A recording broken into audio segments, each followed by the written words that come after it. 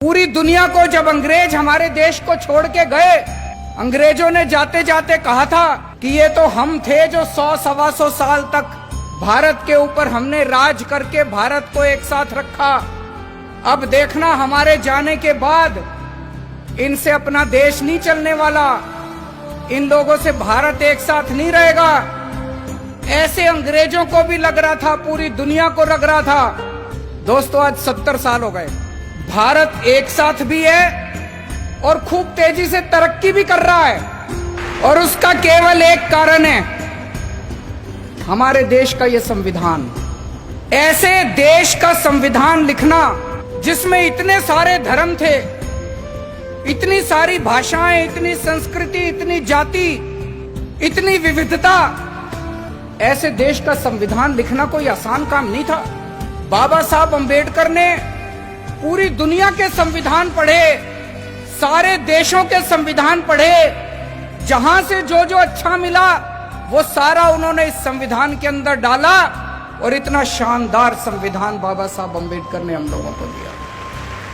संविधान में लिखा है बराबरी का अधिकार होगा। अभी तक यहां इतने सारे बच्चे बैठे हैं, अगर कोई बच्चा गरीब घर में पैदा होता था और कोई बच्चा अमीर घर में पैदा होता था, क्या उनको बराबर की शिक्षा मिलती थी? नहीं मिलती थी। तो क्या बराबरी का अधिकार था? नहीं था। मैं आपका मुख्यमंत्री हूं, हम सरकार चला रहे हैं। सरकार की नजरों में, मुख्यमंत्री की नजरों में, एक बच्चा अगर गरीब घर में पैदा होता है और एक बच्चा अमीर घर में पैदा होता है, मेरे लिए तो मेरे दोनों बच्चे बराबर हैं। मैं उन दोनों बच्चों के बीच में फर्क नहीं कर सकता।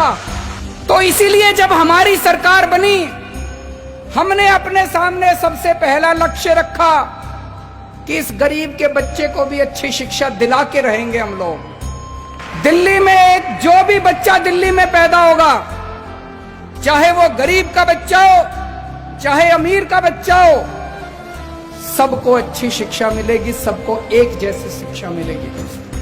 आज 5 साल के अंदर हमने वो करके दिखाया। बाबा साहब अंबेडकर का एक सपना पूरा किया हम लोगों ने। हमारे संविधान में लिखा है जीने का अधिकार होगा।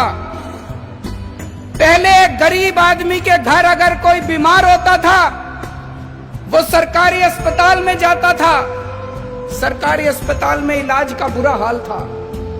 आज दिल्ली के अंदर सरकारी अस्पतालों में वैसा ही अच्छा इलाज है जैसा प्राइवेट अस्पतालों के अंदर इलाज हो रहा है। लोगों को हमने जीने का अधिकार दिया। दिल्ली के अंदर हमने योजना बनाई, अभी तक अगर किसी का एक्सीडेंट होता था, कोई उसको बचाने के लिए नहीं जाता था, वो बेचारा सड़क पे पड़ा रहता था। लोग सड़क पे गुजर जाया करते थे, लोगों को लगता था मैं क्यों पचड़े में पड़ूं, मैं अगर इसको अस्पताल में ले गया तो अस्पताल वाले मेरे से पैसे मांगेंगे। अब हमने कहा है कि पैसे की चिंता मत करो, अगर कोई किसी का एक्सीडेंट हो जाए, जो भी उसको देखता है तुरंत उसको नियरेस्ट अस्पताल में पहुंचाओ। कितना भी महंगा अस्पताल होगा, सारे पैसे दिल्ली सरकार देगी। संविधान में लिखा है गरीबी दूर करेंगे। गरीबी कैसे दूर होगी? केवल नारे लगाने से दूर नहीं होगी गरीबी। हमने दिल्ली के गरीबों का मिनिमम वेज बढ़ाया। एक एक गरीब मजदूर को, एक एक गरीब कर्मचारी को हमने 15-15 हजार रुपए महीने की तनख्वाह दिलवाई। गरीबी तब दूर होगी दोस्तों। मुझे ये लगता है अगर ये बाबा साहब अंबेडकर का संविधान एक दिन के लिए अच्छे से लागू हो जाए, ये देश कहीं का कहीं पहुंच जाएगा।